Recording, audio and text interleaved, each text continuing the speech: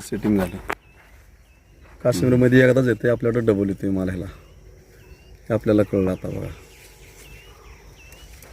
ते पूर्ण म्हणजे हार्वेस्टिंगला हे पण किती पिरियड जातो हे फळाला? बरोबर 2.5 महिने बरोबर जाते. 2.5 महिने. 2.5 महिने पूर्ण जाते. किती माल लागलाय बघा. बघा माल किती लागलाय बघा. झाडाच्या बुडक्यापासून पर अगदी शेंड्यापर्यंत किती माल लागलाय बघा. झाड ही आता 2 वर्ष 15 दिवस झाले बरोबर. हे झाडांची 2 वर्ष ना? 2 वर्ष 15 दिवस झाले बरोबर. अच्छा. आणि सगळे ड्रिप सिस्टीम? हा, सगळे ड्रिप सिस्टीम वरती झाड सगळी. हे जे वर तुम्ही असं नेट टाकलेलं आहे, काय कशासाठी टाकले? हे पक्ष्यांसाठी टाकलेलं आहे की पाखरं येऊन फळं खात्यात, त्यामुळं हे केलेलं आहे त्याचं.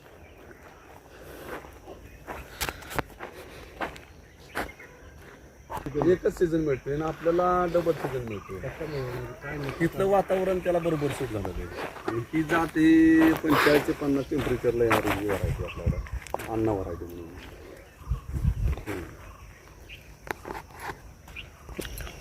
किती सेटिंग झाले बघा या झाडाचं. बरोबर.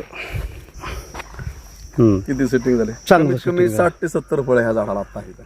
बघा छोटं झाड आहे. छोटं झाड असून ते करायचं का नाही, आपल्या वातावरणामध्ये हे 1 नंबर झाड साथ देणार आहे आपल्याला. शेतीला वरदान म्हणला तरी हरकत नाही सफरचंदाची शेती. एका टायमिंगला आपण 10 ते 15 किलो माल काढलेला आहे आता. कळलं का? हे फक्त ते आपल्याला ती नजर नाही ना, चालतच तसं ना. भरपूर माल लागलेला सेटिंग. अजून एक तुम्ही हो का ह्याला का फुलं, तुम्हाला फुलं बघायची ना साहेब? हां फुल बघायचं. हो का साहेब, फुल बघा. हो का हे फुल किती सुंदर फुल बघा. अच्छा. हो का सफरचंदाचं ओरिजिनल फुल काय. हो का असा गुच्छमध्ये माल होता. हो का हो का बरोबर. असं सेटिंग होतं ह्याचं. आणि ह्याचा मोहर अजिबात जात नाही. अच्छा. उद्या काय उद्या काय होते म्हणजे त्याचा परिणाम नाही? काहीच परिणाम होत नाही ह्याचा. बोल. नमस्कार. महाराष्ट्राचं नंदनवन म्हणून जे थंड हवेचं ठिकाण महाबळेश्वर आहे, सातारा जिल्ह्यातील महाबळेश्वर आणि लगतच पाचगणी, भिलार वगैरे ही जी थंड हवेची ठिकाणं आहेत.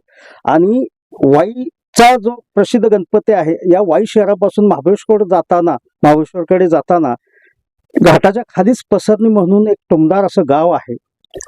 या गावची नव्याने एक ओळख होती की सफरचंद शेती असलेलं गाव, सफरचंदाची शेती असलेलं गाव म्हणून अशी नव्याने ओळख होती. तर या सफरचंदाच्या बागेमध्ये आपण आज आलेलो आहोत. आणि ही बाग केव्हापासून आहे आणि या संबंधित शेतकऱ्यांना कोणाकडून प्रेरणा घेतली आणि ही बाग डेव्हलप केली, या संदर्भात आपण सविस्तर जाणून घेणार आहोत. माझ्या समेत हे शेतकरी आहेत. सांगा तुमचं नाव. नमस्कार, माझं नाव राजेंद्र अरविंद भिलारे, कसरणी. मी एक Poclain driver, JCB driver Wai तालुक्यातला पहिला असल्यामुळं मला सफरचंदाची शेती बघायला मिळाल्यामुळं. नाही, आता आपण स्टेप बाय स्टेप जाऊया की तुम्ही पोकलेनचा ड्रायव्हर म्हणून एक व्यवसाय करत होता. बरोबर. तुम्ही सर्वसामान्य शेतकरी कुटुंबातील आहेत, आई वडील भाऊ आणि तुमची मुलं वगैरे आहेत. हे पोकलेनचं तुम्ही ज्या वेळेला त्या निमित्तानं फिरत होता चालवण्याच्या निमित्तानं, तर हे करत असताना तत्पूर्वी तुमची ही कोरडवाहू शेती की त्याच्यामध्ये सर्वसामान्य पिकाप्रमाणे उत्पादन घेत होता. मग अशा वेळेला तुम्ही सफरचंदाची कडे का वळावं, ही शेती का करावी असं वाटलं? ते काय प्रसंग घडला असा तुमच्या जीवनात? आपल्या इथं वाई, पाचगणी, महाबळेश्वर हे थंड हवेचं ठिकाण मानलं जातं. आणि आपल्यामध्ये इथं स्ट्रॉबेरीचं पीक हे जास्त घेतलं जातं की शेतीतून 2 पैसे शेतकऱ्यांना मिळावं म्हणून एक स्ट्रॉबेरीचं एक पीक आलं. आणि थंड हवेचं ठिकाण असल्यामुळं मला पण असं वाटलं की आपण जर सफरचंद जर लावली तर शेतकऱ्यांना एक काहीतरी वेगळं शेतीमध्ये उत्पन्न मिळून 2 पैसे जास्त मिळतील अशी माझ्या डोक्यात कल्पना आली. म्हणजे त्याच्या अगोदर मी तुम्हाला विचारतो की तुम्ही काश्मीर मध्ये गेला होता आधी? हो, माझी निवड झाली वाईतून बेस्ट ऑपरेटर म्हणून मला फिरायला मिळालं. पोकलेनचा ऑपरेटर वाईतला पहिला असल्यामुळं मला ती फिरायची संधी आली. आणि तिथं माझ्या लक्षात असं आलं की आपलं थंड हवेचं ठिकाण आहे, तर आपण जर सफरचंदाची जर आपल्याकडे शेती जर केली तर आपल्याला जास्त पैसे मिळतील आणि आपण शेतीमध्ये काहीतरी नवीन प्रगती करून काहीतरी वेगळं करूया. तुम्हाला थांबवतो. तुमचा हा खरं म्हटलं तर धाडसी प्रयोग म्हणावा लागेल. कारण आपला जो शेतकरी, सर्वसामान्य शेतकरी, इथं सोयाबीन जे अमेरिकन पीक आहे आणि ऊस पारंपरिक पीक आहे ह्याच्यातच अडकलेला आहे. बरोबर आणि आहे. सामान्यपणे त्यामुळे काय त्याचा आर्थिक जो उत्पन्नाचा स्रोत आहे तो थोडा लिमिट मर्यादित होऊन बसलेला आहे. हम्म. अशा वेळेस तुमचा हा जो प्रयोग, तुमची संकल्पना तुम्ही राबवायचं ठरवलं, हा अत्यंत धाडसाचा प्रयोग याला म्हणता येईल. हो, हो. कारण हे सफरचंद किंवा कुठलंही हॉर्टिकल्चरचं जे पीक आहे, फळाचं उत्पादन आहे, ते खरं तर कॅश क्रॉप म्हणतं, नगदी पीक आहे. म्हणजे बरोबर. तुम्हाला तात्काळ पैसे मिळून. बरोबर. आणि पण आपल्या या काश्मीर कुठे एका टोकावरती देशाच्या आणि आमचं वाई सातारा कुठे, तर बरोबर. या ठिकाणी हे सफरचंद लावायचं, याचं उत्पादन घ्यायचं, हा धाडसी प्रयोग आहे. तर बरोबर. नेमकं तुम्हाला काय, कशा ह्याच्यातून घेतला तुम्ही हा निर्णय? मग मी निर्णय हा थंड हवेत ठिकाण मानलं जात आहे म्हणून मी बोललो की येणार 100%. मला असं खात्री होती तुम्हाला? खात्री 100% आल्यामुळे मी ही जाऊन रोपं तिथून आणली स्वतः आणि डेअरिंग केलं. मग तुम्ही आणि- जाऊन आणली रोप, तर त्यावेळी तिथं काय किंमत होती रोपांची? त्यावेळेस आपल्याला इथं येतो पण आपल्याला 400 रुपयाला एक रोप एक पडलं. रोप. एक रोप 400 रुपयाला किती पडलं. रोपं आणली होती तुम्ही? मी 600 रुपये आणली. 700 रुपये. 700 आणि रुपये. आता ही ह्या ज्या पट्टीत आहे, हा. एरिया किती आहे याचा? हा 2 एकर एरिया आहे. 2 एकरामध्ये 700 रुपये हा, लागले. 700 रुपये. अंतर काय सोडलं ह्या 10x7 वरती लागवड केलेली आहे. 10x7 वर? 2 वर्ष आता होऊन आता 10 दिवस झाले. मग ह्याचे टेक्निकल जे नॉलेज आहे, कशी रोपं लावायची, लागवड कशी करायची, हे तिथून तुम्हाला काश्मीर मधल्या शेतकऱ्यांनी दिलं का? तिथून मिळालं पण एवढं नाही भेटलं. पण आता मुळात मी पहिल्यापासून शेतीच करायचो. हा. ते आपल्या ह्यानेच आपण हे करत तुमच्या करत गेलो. संकल्पनेतून आपल्या केलं. संकल्पने जसं वाटेल तसं मी करत गेलो. कधी लागवड केली, काय तारीख वगैरे माहित आहे कुठल्या साली? तारीख 2024 ची तारीख आहे. 24. 20 मे. माझ्या लग्नाचा बर्थडे होता. अरे वा. हा, त्या दिवशी मी सफरचंदाची लागवड केली. अच्छा अच्छा. हा. मला आता पहिलं हार्वेस्टिंग कुठल्या साली आलं, म्हणजे 25 ला पण झालं ना, आता ह्या 26 ला पण झालं. 26 ला पण झालं. आता जो हार्वेस्टिंग माझं 60 टनापर्यंत गेलं.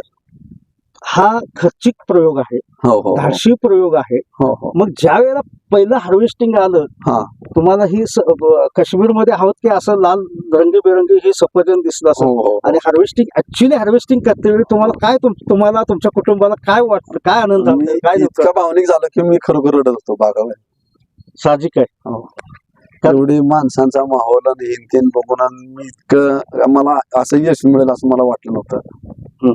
आता मग आपण थोडस तांत्रिक बाबीकडे बोलूया, हा. की ह्याला कुठल्या प्रकारची जमीन पाहिजे वगैरे, काय तुमच्या ह्याला जमीन म्हणजे हलकी जमीन पण चालते, चालते, काळी जमीन पण चालते. नाही काय अडचण नाही. ह्याचा जमिनीचं असं काही हे येत नाही. आणि हे झाड एवढं मजबूत आहे की याला रोग काहीच येत नाही. ह्याला भुरी फक्त हा एकच रोग आहे. अच्छा, बुरशी. एकदम बुरशी रोग एकदम किरकोळ आहे. तो पण एकदम कमी कॅटेगरीची औषधं मारून हा जाऊ शकतो. आणि लावण्याची पद्धत पण मला वाटतं सर्वसामान्य इतर हो, फळांप्रमाणे त्याचप्रमाणे लागण करायची. खड्डा कितीचा काढला होता तुम्ही? याला 2x2 चा खड्डा काढला होता. आणि त्याच्यामध्ये खत वगैरे काय? कंपोस्ट खत वगैरे टाकले, शेणखत शेणखत वगैरे वगैरे टाकून ऑर्गॅनिक मध्येच आपण ही सगळी शेती केली. पाण्याचा काय ठिबक वापरले आपण. ठिबक साधारण सिंचन. पाणी काय कमी जास्त कसं लागतं ह्याला पाणी कमी लागतं. कमी हे जास्त लागतं. पाण्याचं झाड नाही. ओसागत ह्याच्यागत एवढं ह्याला पाणी लागत नाही. हम्म. अगदी माळरानावरती तुम्ही केलं तरी तुम्हाला ह्यात भरपूर पैसे मिळून जाणार. पहिलं हार्वेस्टिंग ज्यावेळी झालं तेव्हा साधारणतः तुमच्या आता ही 300 झाड आहेत. हा, असं 600 झाड आहेत. 600 झाड. हो हो. तर 600 झाडांमध्ये जवळपास सगळ्या रोपांना फळं लागली. पहिल्या वेळेस एक 25% माल आला.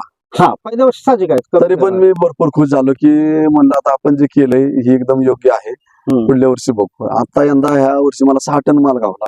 अच्छा. हा, आणि कमीत कमी आता माझ्या बागेमध्ये कमीत कमी 5 ते 10 हजार माणसं येऊन फिरून बघून गेली. तर आणि मला वाटतं महसूल आयुक्त पण, हो, आयुक्त साहेब आले आणि जिल्हाधिकारी कलेक्टर साहेब सुद्धा आले. हो हो हो. आमच्या गावचे अशोक बापू गायकवाड, मदन दादा, अशी मोठमोठे माणसं, स्वप्नील गायकवाड, राजेश शिर्के, आपल्या वाड्यातले आमचे सरपंच, असे मोठमोठे व्यक्ती आपल्या शेतामध्ये येऊन त्यांनी माझं कौतुक केलं की छान केली. पहिला तोडा झाल्यानंतर ती जो काय माल तुम्हाला मिळाला हा. त्याचं काय विक्री व्यवस्थापन काय केलं नेमकं? पहिल्या वेळेस काहीच विकलं नाही मी. माणसांना म्हणलं खाऊ द्या म्हणलं सगळ्यांना. वा, हो, हो. ह्याला म्हणतात शेतकरी. पाखरांनी पण खाल्ली आणि माणसांनी पण खाल्ली. माणसांनी मला त्यावेळेस विचारलं, अरे म्हणली पाखर सगळे खात्यात, फळं तुझी, मग तुला काय परवडणार? मी त्यांना एकच सांगितलं की ही जी पाखर आहे ती माझ्या बागेची ह्या फळांची मालक आहे ती, त्यांनी खाऊन राहील ती माझी फळं, असं मी बोललो. आता दुसऱ्या वेळेस 6 टन सापडलं हा बरोबर? 6 मग टन. त्याचं काय विक्रीचं व्यवस्था त्याचं विक्रीजवळ उत्पन्न मला एक 10-12 लाख रुपये होऊन गेले. ती कुठे विक्री पण? आपल्या वाईमध्ये गेली आणि जागेवरूनच माल मला सगळा गेला.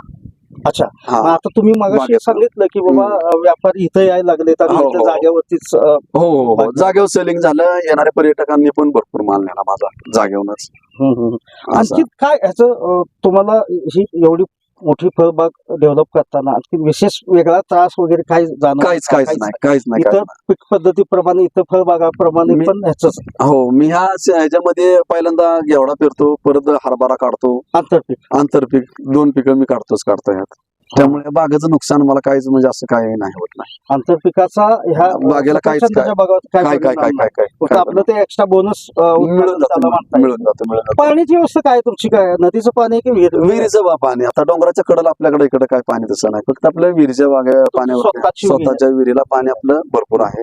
आता आणखीन एक मला सांगा, ह्या बागेची एकंदरीत निगा तुम्ही म्हणता रोग फारसा काय नाही, बुरशी फक्त हो येतो. हो हो ठीक आहे, साहजिक एका वर्षातून 1-4-5 फवारण्या होत असतील. होतात. ठीक आहे. हो पण हो बाकीचं व्यवस्थापनाला काय मनुष्यबळ लागतं? किती नाही लागतं, लागत काय नाही. लागतं? तुम्ही किती मनुष्य- लोक काम करता घरचे? आमच्या घरातले आम्ही 10 माणसं, आम्ही घरातलीच आम्ही सगळी कामं करतो. बाहेरचं 1 रुपयाचा माणूस नाही इथं. पण ह्या बागेला पर्टिक्युलर किती लोक लागतील निगा राखायला वगैरे? नाही जास्त एक-दोन लोकं लागत. येतात. 1-2 लोक भरपूर झाले याला. रोज कामं नाहीच आता नाही आता असं. आता हे जे तुमचं 700 रोपं लावलेत ह्या हा, पट्टीमध्ये, एवढ्या हा, 6 एकर 2 हा, एकर आहे. हा. आता तुम्ही म्हणताय माझी सलग 6 एकर जमीन इथं आहे हो, तुमच्या हो, हो. कुटुंबाची. बरोबर मग आहे. आता नवीन काय लागवड करणार आहात का आता सफरचंदाची? नवीन लागवड होईल मी करणार आणि अॅग्रो टुरिझम मी इथं करणार आहे. अच्छा, अॅग्रो टुरिझम करणार. पॉईंट इथं आपलं अॅग्रो टुरिझमचं आपलं करणार आहे का. तुम्ही मग सांगितलं तुम्ही स्वतः रोपं सुद्धा तयार केलेली हो आहेत. हो एक हो मूळ रोपं काश्मीरची हो आणि हो. ह्याच्यापासूनच आता तुम्ही रोपं तयार केलेत. किती रोपं रोपं तयार केलेत? मी आतापर्यंत 30,000 माझे रोपं तयार झाली टोटल. बरं. हा हा आणि आता विकायचे फक्त 1-2 हजार फक्त माझ्याकडे रोपं राहिले विकायला. ठीक आहे. म्हणजे सर्व माणसांनी माझ्याकडनं रोपं नेली. आपल्या सातारा जिल्ह्यातील हे जे वातावरण आहे, हा. थोडं उष्ण पण आहे, 40 पर्यंत जातं, हो, हो. थंड पण आहे, हो, हो. खाली पण जातं. जातं. तर इथल्या शेतकऱ्यांना तुम्ही काय नेमकं सांगाल ह्या सफरचंद लागवड किंवा तत्सम फळा बागेच्या लागवडीबाबत? ही सफरचंदाची बाग अशी आहे की तुम्ही एकदा लावली तर कमीत कमी 40 ते 50 वर्ष की परत तुम्हाला ह्या शेतीमध्ये परत तुम्ही काय करायचंच नाही, नुसतं पैसे घेत राहायचं. साधारणतः एका एकराला शेतकऱ्याला काय खर्च ढोबळ डबल म्हणजे खर्च 2-1 लाखापर्यंत जाणार एका खर्च एकराला? पहिल्या वर्षी. परत काहीच खर्च नाही तुम्हाला. अगदी जिथपर्यंत बाग राहील तिथपर्यंत तुम्हाला 1 रुपयाचा खर्च नाही. थोडस ज्यावेळेस माल येईल त्यावेळेस थोडेसे फवारणी वगैरे किंवा खतं वगैरे थोडीशी नॉर्मल केला दिली की तुमची बाग निघून जाते.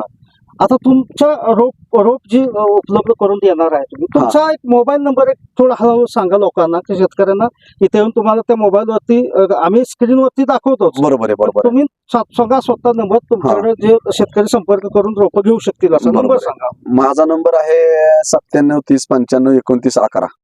97 30 हा. 95 29 11. 29 11. राजू बिलारे पसरणी. राजू बिलारे पसरणी. बापू- बापू माझं टोपण नाव आहे टोपण नाव. आणि माझं नाव खरं नाव राजू बिलारे. हा. असा विषय. तर हे वाई तालुक्यातील पसरणी गावचे आपण प्रयोगशील शेतकरी यांना म्हणूया. खूप धाडसाने ही बाग आणि आता यांचं नाव अख्ख्या महाराष्ट्रभर झालेलं आहे.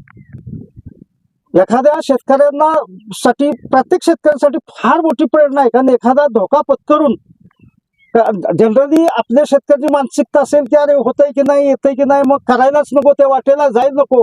पण तमाम शेतकऱ्यांनी मी तर म्हणतो या बापूसाहेबांचा आदर्श घ्यायला पाहिजे, त्यांच्याकडून प्रेरणा घ्यायला पाहिजे. धाडसी प्रयोग केल्याशिवाय या इथून पुढच्या काळामध्ये शेती शक्य नाही. आणि तुम्हाला शेतीत जर चांगलं उत्पादन कमवायचं असेल, पैसे कमवायचे असतील तर असे प्रेरणादायी प्रयोग, धाडसी प्रयोग तुम्ही करायला पाहिजेत, हीच त्यांची इच्छा आहे. मी महेश चव्हाण, CM न्यूज साठी आणि माझ्या समेत अजिंक्य तारा न्यूजचे संजय कारंडे